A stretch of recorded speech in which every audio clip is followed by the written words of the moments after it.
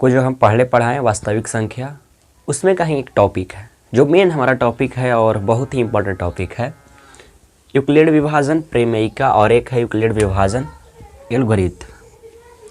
Euclid विभाजन प्रमेयिका और Euclid विभाजन एल्गोरिथम आप लोग पढ़े होंगे या नहीं पढ़े होंगे। अगर पढ़े भी होंगे तो आप लोग इन दोनों में मतलब नहीं समझते होंगे, तो इन दोनों का आज हम मतलब समझाएंगे और इसको एग्जाम्पल के साथ आपको सिंपल तरीके से समझाएंगे। देखिए, यूक्लिड विभाजन प्रमेयिका क्या कहता है, दो धनात्मक पूर्णांक ए और बी, दो धनात्मक पूर्णांक ए और बी, यानी आप कुछ ले सकते हैं नंबर, हमने यहाँ पे बस एक मान लिया ए और बी। दो धनात्मक पूर्णांक ए और बी दिए रहने पर, यानी आपको दिया गया है, यहाँ पे मान लें उसमें अद्वितीय पूर्ण संख्या, उसमें अद्वितीय यानी उसके जैसा और कोई नहीं होना चाहिए, पूर्ण संख्या यानी पूरा पूरा कटने वाला संख्या Q और R विद्यमान यानी उपस्थित रहते हैं। जैसे देखिए a बराबर BQ प्लस R, यानी R से R को देखिए, आप बीच में देखिएगा R को, R क्या है हमारा, इसे हिंदी में बोलते हैं शेषफल। देखिए आपको हम समझा देते हैं एक लाइन में, ठीक है। अब लोग भाग पढ़े ना बचपन में, वही है, एक फार्मूला होता था भाज्य बराबर भाजक गुने भागफल प्लस शेषफल। तो ये काय थे यूक्लिड, वो जो का कह के चल गए ई, हमने के पढ़ लिए, वो का दिक्कत है, हम लोग वैसा समझते हैं। देखिए आपको हम दो नंबर लेते हैं, जैसे 2 और 5 ले लिए, ठीक है। हमने कितना कितना लिया है, 2 और 5। अभी और अच्छे से समझाएंगे, आप केवल बेसिक समझें इसे।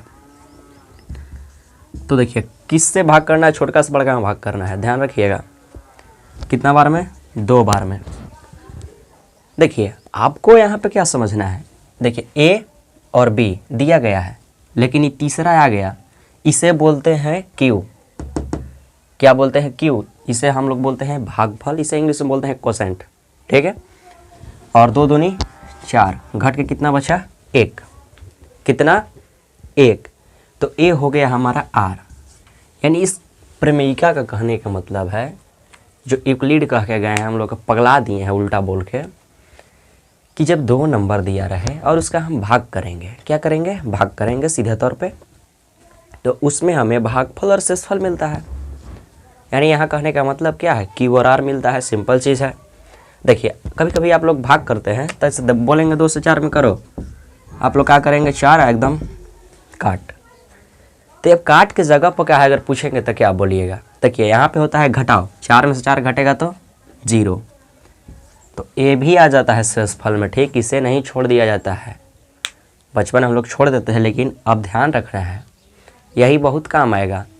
तो चलिए अब दोनों में हम फर्क समझाते हैं आपको। यूक्लिड विभाजन एल्गोरिथम, इसका पहले आप जो हम लिखे हैं उसे पढ़िए एक बार। एल्गोरिथम दो धनात्मक पूर्णांकों का HCF ज्ञात करने के लिए किया जाता है।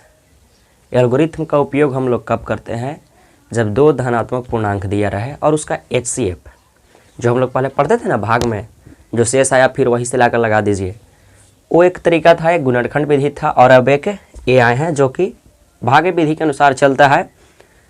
तो इन दोनों में हम आपको मतलब समझाते हैं, ठीक है।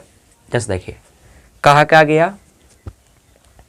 जैसे मान लीजिए कोई मालिक है, ठीक है, तो मालिक के पास पैसा है, पावर है, हर चीज़ है, तो मालिक काम नहीं करता है लेकिन उसके पास हर चीज़ है।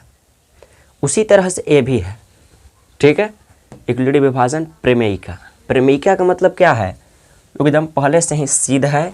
देखिए ए सीधा है कि हाँ इतना होता है, और R जो है हमेशा, देखिए इसका मतलब क्या होता है, 0 से बड़ा और 0 के बराबर। देखते हैं ना, शेष करते हैं तो 0 से बड़ा आता है, 0 के बराबर भी आता है, 0 का भी, और लेकिन B से छोटा होता है, यानी जरा से भागवा लगाते हैं उकरा से छोटा हमेशा होता है, ध्यान रखिएगा।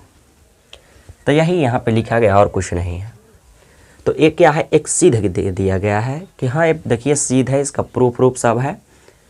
अब एल्गोरिथम क्या करता है, जब हम 2 संख्याओं का HCF निकालते हैं तो बार बार जो चीज़ यूज होता है उसी को बोलते हैं एल्गोरिथम, यानी रिपीट।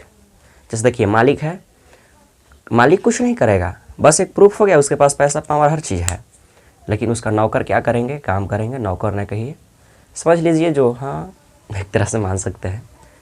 तो देखिए सिंपल तरीका है, मालिक ए है। इसका नौकर को क्या कहते हैं? एल्गोरिथम।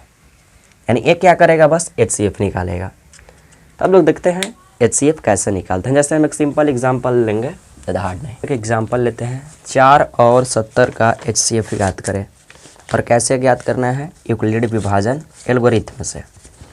तो देखिए आपको हम बताए थे ए और बी दो संख्या, तो इसको सिंपल है। मान लीजिए यहाँ 4 हैं और यहाँ पे 70 खड़े हैं। बड़े किधर हैं? इधर हैं, तो उधर मुंह खोल दीजिए। जो बड़े हैं वो हैं और जो छोटे हैं वो बी हैं। हो गया। यहाँ पे लिख देते हैं ए बराबर 70 एंड बी बराबर 4। ठीक, सिंपल, और कुछ समस्या नहीं होनी चाहिए।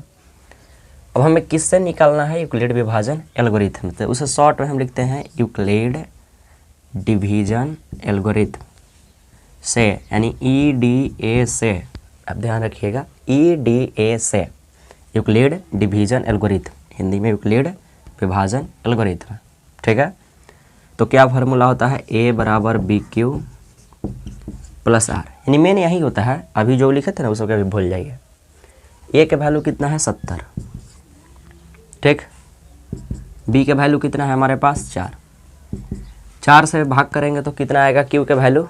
आप लोग करके देखिएगा, आएगा, ऐसा कर लीजिएगा ना, 4 से 17, 70 में। ठीक है, तो लगाइए कितना बार में आपको आएगा? एक बार में देख लीजिए, 4 3 0 4 7 28।